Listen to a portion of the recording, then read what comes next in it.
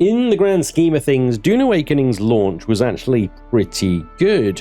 And for the first 100 hours or so, while you're working your way through the story and the PvE content, it's actually a very good game. And if you're satisfied with 100 hours of decent gameplay with good dialogue, interesting enough missions, and good voice acting, and generally pretty compelling gameplay, then that's great. However, if you were invested in the game, like many players, and myself included, for much longer than that and wanted to get into the endgame stuff, well, things have been, shall we say, disappointing. And DUNE Awakening at the moment is at a turning point. Not only have they bled almost 50% of their players in just over a month, but the players that are left, and certainly the ones that I've been speaking to, are not overly satisfied with the endgame loop that they're currently experiencing. Now, to be fair to FunCom, they have put in a number of patches and hotfixes and changes and things like that in order to try and address the main issues that players are bringing up with them and feeding back on. But I do feel like they are spending a lot of their time combating hacks, cheats, exploits, and so on and so forth. And we're not actually seeing much in the way of additional content. In fact, I'd go as far as to say we haven't really seen any additional content so far at all. Now, they have changed the way the Deep Desert works a few times. They first of all extended the PvE area to make it more accessible to get to tier 6 stuff without having to wander into PvP zones. And they are now increasing the number of rock islands, do they call them? The places you can build in the deep desert that don't get wormed. They're increasing the number of places that you find these rock islands that you could build on and farm resources from. And on top of all that, they're obviously continuously doing fixes to the game, bugs, so on and so forth, checking exploits, closing loopholes, those sort of things, and improving game stability. And that's all very well and good, but it doesn't generally fix the problem that is far deeper than just exploiters, hackers, and cheaters. I've been speaking to a number of players in my own guilds, from the EU to North America to Oceania and so on and so forth, and something kind of similar is happening across all of the guilds. And I think it's fair to say that's probably reflected in quite a number of players of DUNE Awakening right now. And these are all players that have reached and are engaged in the end game loop. And the problem is that it's the loop. You see, in endgame, you're essentially farming two resources, spice and plastinium. And you use those resources to contribute to the Landsrad and, your own gear. But week in, week out, these players are doing the same thing over and over again. Every time the Coriolis Storm wipes the Deep Desert, they're going back to the Deep Desert, rebuilding the same base, and going out and mining the same rocks, and mining the same piles of sand.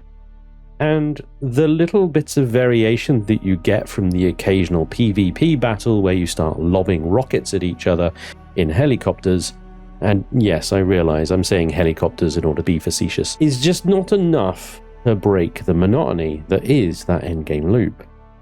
The Landsrad competition, as it were, is just literally ticking boxes and throwing resources in an bottomless pit.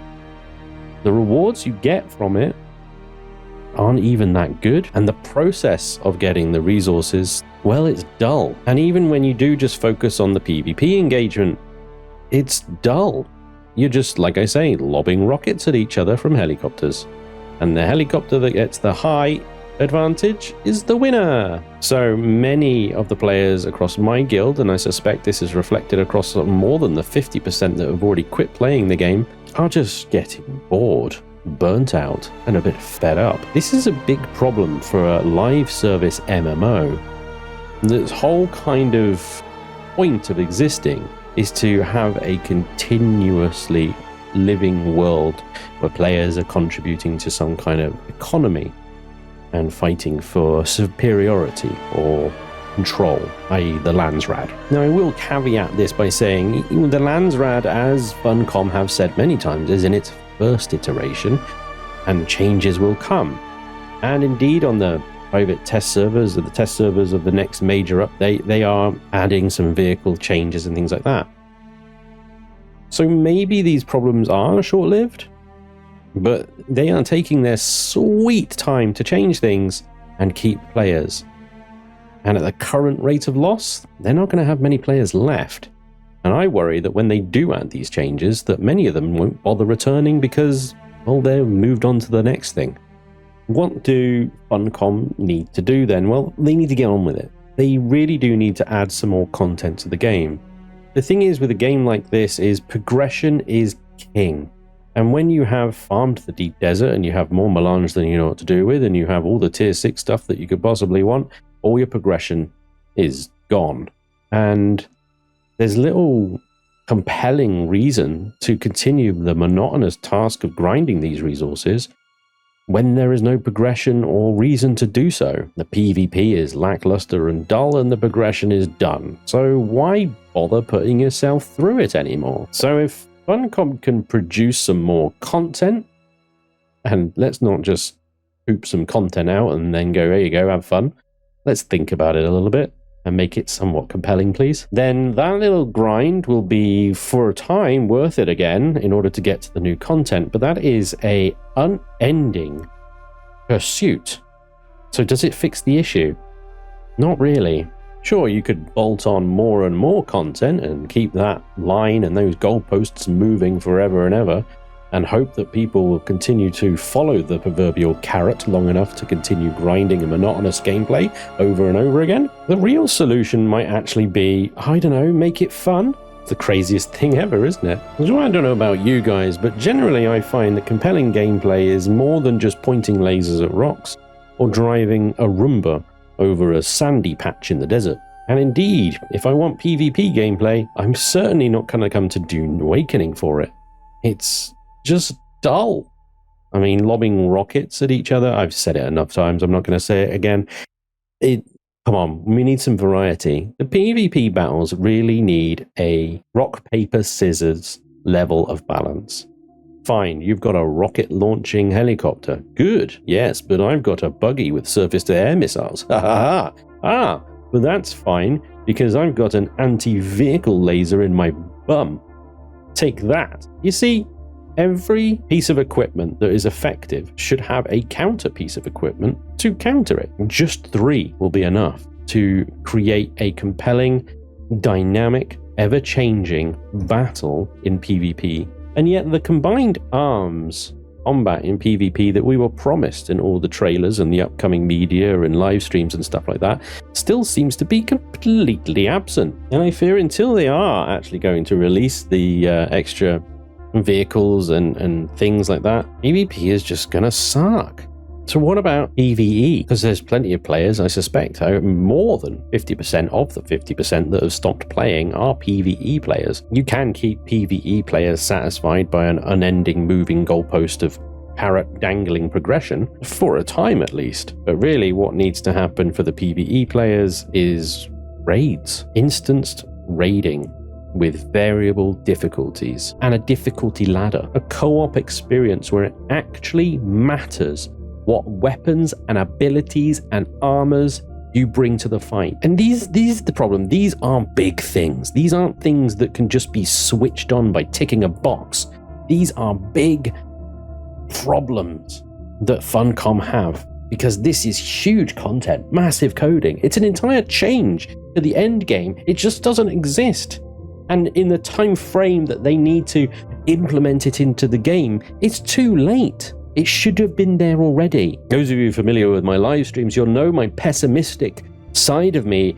I said previously, they're probably holding on to content to release it as DLCs or release it kind of like a drip over time in order to try and keep players engaged and keep them coming. But I feel like they've missed the boat already. Over 50% of the players have already vacated. They're off, they're gone, you've lost them.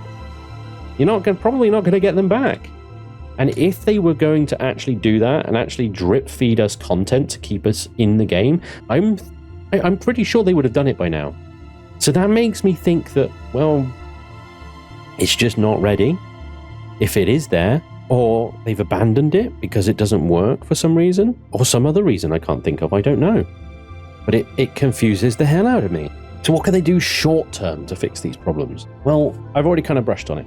PvP they've got some vehicle changes in the testing right now. Maybe that will help things a little bit in PvP. Ultimately, you need the rock, paper, scissors. Okay, so give us some rocket launchers on buggies. And I know there is already a rocket launcher on buggy, but I'm talking seriously surface-to-air missile launchers. Okay, it's something that, because buggies can't move a lot in the desert, all right, so they need to seriously be able to deny area access to ornithopters, right?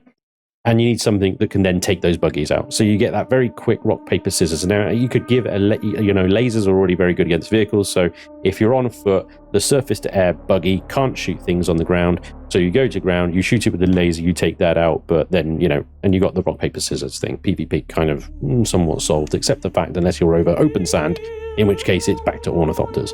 You can't fix everything. In PvE terms, you need to instance the testing stations. You need more testing stations in the deep desert. They need to be instanced so that you can actually go into them without the risk of losing your assault ornithopter that you've parked outside, and go in and do them as a team in a co-op environment. And you need to escalate the difficulty of them based on some kind of progression ladder. Not too difficult to implement, I don't think. I'm not a coder, I could be talking out my arse. It does happen a lot. Anyway, short-term fixes potentially could stop the absolute hemorrhage of players that's happening to the game right now. Long-term, all the other things that I talked about. And if they don't do any of that, and they keep just trying to plug holes and put plasters over serious issues, then we're just going to see them hemorrhage even more players. And it's a shame because, like I said, the first 100 hours of this game are actually really good.